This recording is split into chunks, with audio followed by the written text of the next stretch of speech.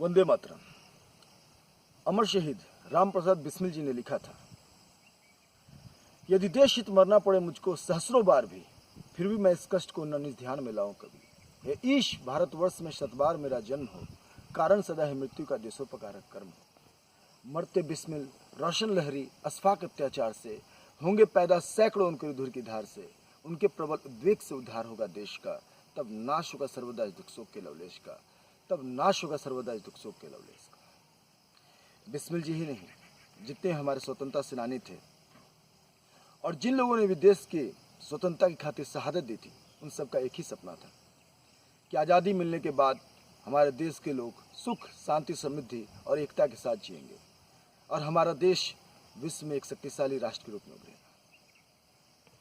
आज आज़ादी के 70 सालों बाद मेरे जहन में एक प्रश्न आता है कि क्या हम लोग उनके सपनों का भारत बनाया है? शायद आपका जवाब भी वही है जो मेरा है। जब मैंने इस संदर्भ में प्रश्न पूछा लोगों से, कई लोगों से मैंने प्रश्न पूछा कि भारत की दुर्दशा के कारण क्या क्या है, तो उन्होंने कारण गिनाए। करप्शन, डर्टी पॉलिटिक्स, हमारा एजुकेशन सिस्टम, हमारा फिल्म मीडिया इत्यादि, और भेदभाव, ऊंच नीच, क्षेत्रीयता, जातीयता आदि आदि। लेकिन मुझे दुख आश्चर्य इस बात का है कि उनमें से एक दो ही लोग थे जिन्होंने ये कहा कि नहीं, हम भी इस दुर्दशा के लिए दोषी हैं।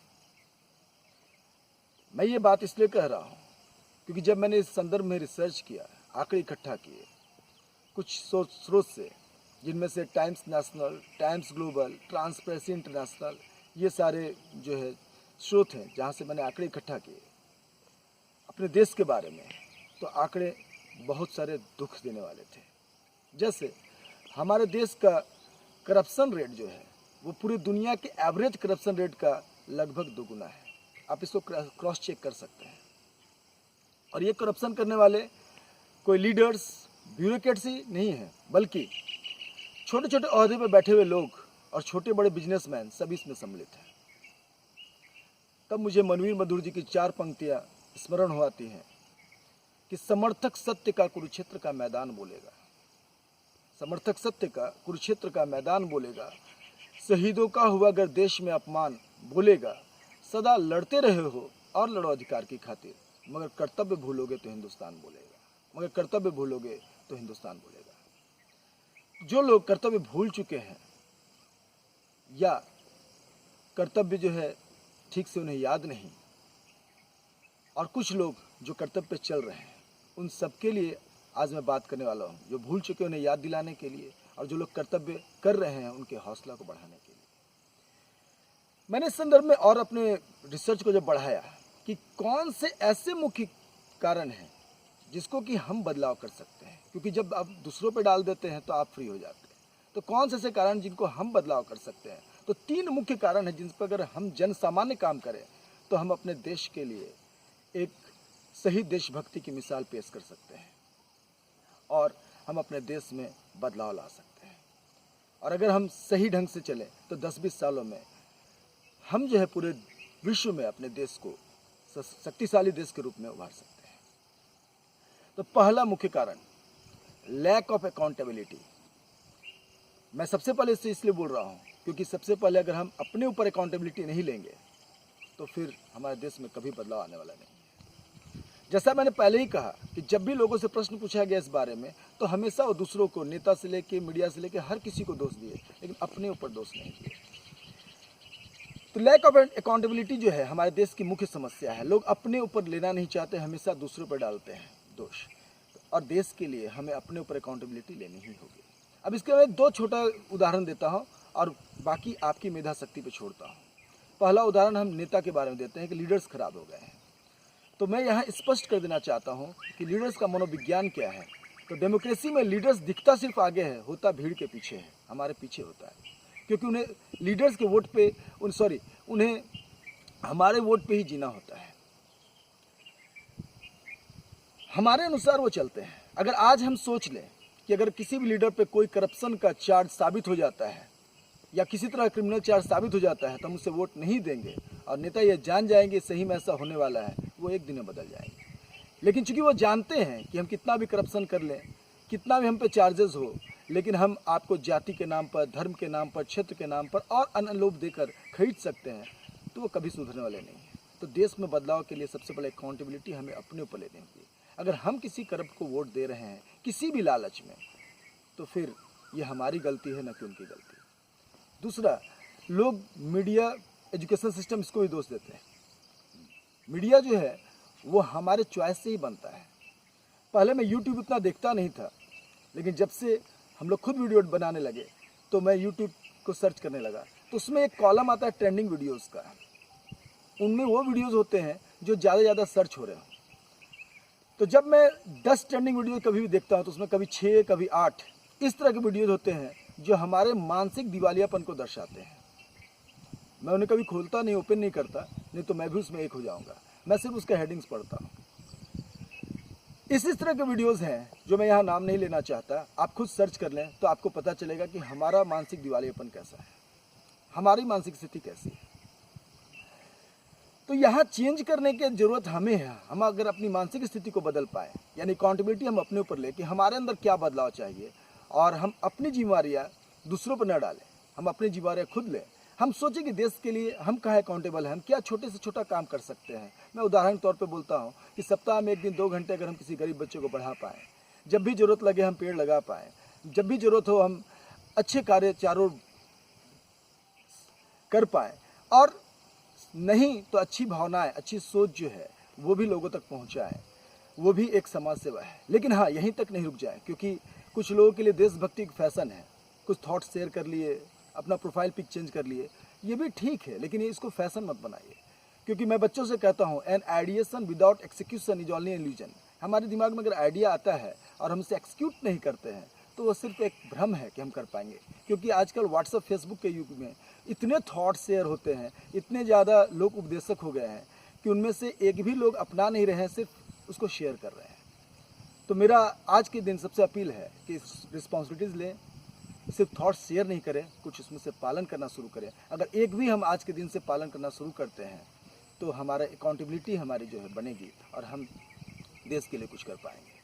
उर्मिलेश जी की 4 पंक्तियों के साथ मैं अगले कारण पे आता हूँ कि कल न पूछा तो आज पूछेगा, कल न पूछा तो आज पूछेगा, वक्त सबका मिजाज पूछेगा, और क्या दिया है समाज को तुमने, ये बदलता समाज पूछेगा। तो जब हमारे बच्चे बड़े हों और वो हमसे पूछे कि आपने क्या उत्तरदायित्व किया, क्या उत्तरदायित्व निभाया इस देश के लिए, इस समाज के लिए, तो हम गर्व से बोल पाए कि हमने ये काम किए हैं। तो आज से उत्तरदायित्व लें। दूसरा कारण, lack of moral and ethical values. आंकड़े बताते हैं कि हमारे देश में मोरल और एथिकल वैल्यूज धीरे धीरे कम होता जा रहा है। मोरल और एथिकल वैल्यूज छोटे बच्चों में खासकर कम हो रहा है। तो लोग कहते हैं आज के बच्चे बिगड़ रहे हैं। मैं कहता हूँ कि नहीं, बच्चे कहीं पेड़ से नहीं आते, बच्चे हमारे बीच बड़े होते हैं। तो कहीं ना कहीं हमें अपने आप को आज के दिन देखने की जरूरत है कि हमारा मोरल एथिकल वैल्यूज कहाँ कम हो रहा है। क्या हम छोटी छोटी बातों के लिए झूठ का सहारा ले रहे हैं? क्या हम सिर्फ स्वार्थ की ज़िंदगी जी रहे हैं? और अगर ऐसा है तो आज से बदलाव कीजिए अपने अंदर, क्योंकि हमारा बदलाव ही आने वाली पीढ़ियों का बदलाव होगा। हम जब तक खुद नहीं बदलेंगे तब तक सिर्फ हम बातें करते रहेंगे, कुछ बदलाव होने वाला नहीं है। तो अपने बच्चों को अगर बदलना है, आने वाली पीढ़ियों के लिए अगर जवाबदेही दिखानी है, तो अपने मोरल और एथिकल वैल्यूज को हमेशा चेकआउट करना होगा। और आज से हम लोग प्रण लें कि छोटी छोटी चीज़ों में हम झूठ नहीं बोलेंगे, चीट नहीं करेंगे, और दूसरों के प्रति सहानुभूति नहीं समानुभूति रखेंगे, और देश हित के लिए काम करेंगे। तो अपने मोरल एथिकल वैल्यूज को चेंज कीजिए। इसके समर्थन में मैं उमेश जी की 4 पंक्तियाँ रखना चाहता हूँ ताकि आपको भी बल मिले। बेवजह दिल पे न कोई बोझ भारी रखिए, बेवजह दिल पे न कोई बोझ भारी रखिए, जिंदगी जंग है जारी रखिए। कितने दिन जिंदा रहे इसको न गिनिए साहिब, किस तरह जिंदा रहे इसकी शुमारी रखिए, किस तरह जिंदा रहे इसकी शुमारी रखिए। तो हम किस तरह जिंदा हैं? हम अपने उसूल और आदर्श को छोड़ तो नहीं रहे। अपने उसूल और आदर्शों को आज अपनाने की जरूरत है। तो मैं आज अपने अंदर प्रण लेता हूं कि मैं अपने उसूल आदर्श, जहां कहीं भी कमी मुझे दिखाई देगी, या कोई भी अगर मुझे बताएगा कि आपके यहाँ उसूल आदर्श में कमी हो रही है, मैं उसे जरूर सुधारूंगा। और आपसे अपेक्षा रखता हूँ कि देश हित में आप अपने उसूल आदर्श को जिंदा रखें। उसूलों से दो पंक्तियाँ और याद हो आई हैं, उसके बाद मैं अगले कारण पे आता हूँ कि उसूलों पे जब आँच आए तो टकराना जरूरी है। उसूलों पे जो आँच आए तो टकराना जरूरी है, और जिंदा है तो जिंदा नजर आना जरूरी है, जिंदा है तो जिंदा नजर आना जरूरी है। और अंतिम, लैक ऑफ पेट्रोटिज्म, और आज के दिन इस पर विमर्श करना बहुत जरूरी है, क्योंकि आज इसी का दिन है। इसके लिए मैं दो छोटे छोटे उदाहरण दूंगा और उन उदाहरणों के साथ ही अपनी बात रखूंगा। पहला उदाहरण, मेरे बड़े भाई कुछ दिनों के लिए पुणे के ओशो कम्यून में थे। वहां उनकी दोस्ती एक जापानीज आदमी से हुई। बातचीत के दौरान उन्होंने अपनी दिनचर्या शेयर की, तो उस दिनचर्या में भैया ने बताया कि हम लोग जो है सुबह सुबह उठते थे और दूध लाने के लिए जाते थे, वहाँ मिल्कमैन के पास बैठते थे, दूध लेते थे, आते थे। बोले कि क्यों, वहाँ जाकर क्यों इतना देर बैठते थे? तो बोले कि मिल्कमैन को लगातार वॉच करना पड़ता था कि कहीं वो दूध में पानी न मिला दे। तो भैया ने बताया कि वो आश्चर्यचकित हो गया और उसे 1% भी यकीन नहीं हुआ कि लोग दूध में पानी मिला सकते हैं। तो भैया ने जब क्रॉस क्वेश्चन किया, क्यों आपके देश में दूध में पानी नहीं मिलता? तो उन्होंने कहा, ये संभव ही नहीं है। हमारे देश के मिल्कमैन जब ये जानते हैं कि हमारे ही देश का बच्चा इस दूध को पिएगा, तो वो पानी कैसे मिला सकते हैं? तब भैया ने कहा कि मुझे बड़ी शर्मिंदगी हुई कि हम कैसे दे सकते। तो आज हम लोग ये प्रण ले कि छोटे छोटे लाभ के लिए हम कोई करप्शन में सम्मिलित ना हो, हम पैट्रियोटिक बने। और दूसरा उदाहरण जो आज मैं देना चाहता हूँ, वो राजीव दीक्षित जी के वीडियो में मैंने देखा था। उन्होंने बताया कि जब वो किसी सेमिनार में जापान गए हुए थे, तो वहाँ एक जापानीज साइंटिस्ट से उनकी दोस्ती हुई। वो लोग सब खाने के टेबल बैठे, तो बाकी खाना तो सब उत्तम क्वालिटी का था, लेकिन चावल थोड़ा ख़राब था। चावल थोड़ा छोटा था, उसमें काले दाने भी थे शायद। तो उन्होंने चावल को जब देखना शुरू किया तो जापानीज आदमी भाप गए। उन्होंने कहा, आपके यहाँ तो बासमती, सोनाचूर, इस तरह के अच्छे अच्छे चावल होते हैं, हमारे यहाँ यही चावल होता है। तो राजीव दीक्षित जी ने कहा कि आप तो इतने अमीर देश से हैं, आप तो इंपोर्ट कर सकते हैं। बोले, हाँ अवश्य, हमें कैपेसिटी है कि हम इंपोर्ट कर सकते हैं, लेकिन हमारे देश का जो ये चावल है वो कहीं एक्सपोर्ट नहीं हो सकता। तो अगर हम इंपोर्ट करके चावल लेंगे तो हमारे देश की किसान की स्थिति खराब हो जाएगी, हमारे देश की अर्थव्यवस्था कमज़ोर हो जाएगी। इसलिए चावल खराब भी लगता है, तब भी हम यही चावल उपयोग करते हैं। अब ये उदाहरण जो है मैं इसलिए दे रहा हूँ क्योंकि मैं बहुत बार कहता हूँ कि देशभक्ति छोटी छोटी चीज़ों से भी की जा सकती है। अब जापान से ये सीख ले सकते हैं कि हम भी अपना स्वदेशी अपनाएं। स्वदेशी अपनाएंगे तो देश की अर्थव्यवस्था मजबूत होगी, और ये आज सब कोई जान रहे हैं, क्योंकि अपनी अर्थ का प्रयोग जब अपने लिए होता है तो अर्थ रोटेट होता है अपने ही देश में, और देश शक्तिशाली बनता है। इसके लिए 4 पंक्तियाँ मैं यहाँ आपके सामने रखना चाहूँगा। अपने घर का दाना ठीक, अपने घर का दाना ठीक, दाल रोटी खाना सीख, और राग विदेशी तर्ज बंदे, देसी राग में गाना सीख। तो हमें देसी राग में गाना होगा। अपने देश की प्रतिष्ठा और सम्मान को बचाए रखने के लिए हम लोगों को स्वदेशी भी अपनाना होगा। और भी बहुत सारे मुख्य मुद्दे हैं, लेकिन इतना भी अगर हम अपना लें तो हम अगले 15-20 सालों में देश को फिर महाशक्तिशाली राष्ट्र के रूप में उभरते हुए देख सकते हैं। और अंत में राष्ट्रकवि दिनकर जी की 4 पंक्तियों के साथ करना चाहूँगा। उन्होंने कहा, उनकी कविता है समर शेष है, उसकी 4 पंक्तियाँ हैं। कुमकुम लेपू किसे, कुमकुम लेपू किसे, सुनाओ किसको सुंदर गान, तड़प रहा आँखों के आगे भूखा हिंदुस्तान, तड़प रहा आँखों के आगे भूखा हिंदुस्तान। और इस कविता की अंतिम 2 पंक्तियाँ जो मुझे बहुत प्रिय है, वो है समर शेष है, नहीं पाप का भागी केवल व्याघ्र, जो तटस्थ है समय लिखेगा उनका भी अपराध, जो तटस्थ है समय लिखेगा उनका भी अपराध।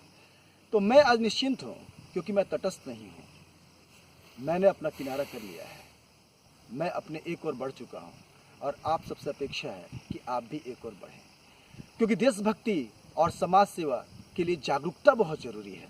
और इसी जागरूकता की कड़ी में ही हम लोगों ने वीडियोस बनाना शुरू किया है। वीडियोस में बहुत सारी कमियां हैं, बहुत लोगों ने साउंड की कमी के बारे में कहा है। हम आगे इसको इम्प्रूव करने की कोशिश ज़रूर करेंगे, क्योंकि ये अभियान सिर्फ मेरा नहीं है, आप सबका है। हम सब मिलकर हम इस देश को शक्तिशाली बनाएंगे, और छोटा छोटा ही सही, मैं तो प्रयास छोड़ने वाला नहीं हूँ, बाकी फैसला आपका है। अगर हमारे वीडियोज़ और कंटेंट पसंद आ रहे हों तो अच्छाई को रुकने मत दें, आगे बढ़ाएं, शेयर करें, सब्सक्राइब करें। और इन्हीं शब्दों के साथ जय हिंद, जय भारत।